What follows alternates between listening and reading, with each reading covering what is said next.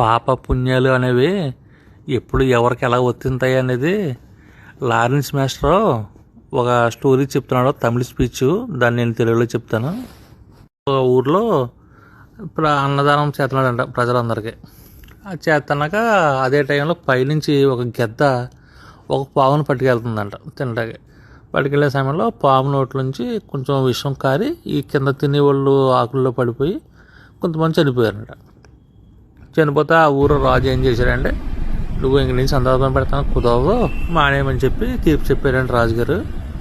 ఆ పైన చిత్రగుప్త అడుగుతున్నాడంట యమధర్మ రాజుని, ప్రభు ఇప్పుడు చచ్చిపోయారు కదా, ఈ పాపం ఎవరి అకౌంట్లో రాసేయమంటారో, సందర్భం పెట్టిన అతని అకౌంట్లో రాసేయమంటారో అని అడిగాడంట.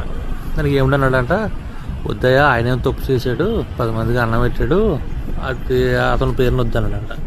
అప్పుడు సర్లే మరి గెద్ద పట్టుకెళ్ళింది కదండి పాముని, గెద్ద అకౌంట్లో రాసేయమంటారా పాపం అని అడిగాడంట.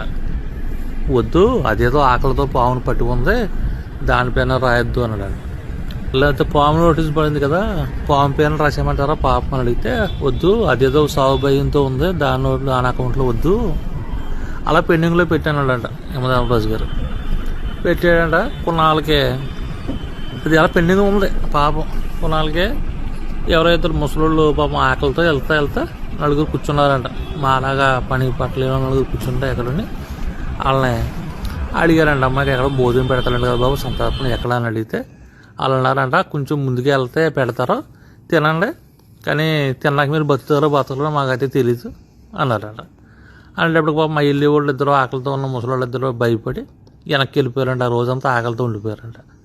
అప్పుడు పిలిచారంట యమధర్మరాజు, చిత్రగుప్త ఆ పెండింగ్లో ఉన్నది ఈ పని బట్ట లేకుండా ఖాళీగా ఉండి నోటు కూర్చుని మాట్లాడే అకౌంట్లో రాసేయమన్నాడంట. అంతే.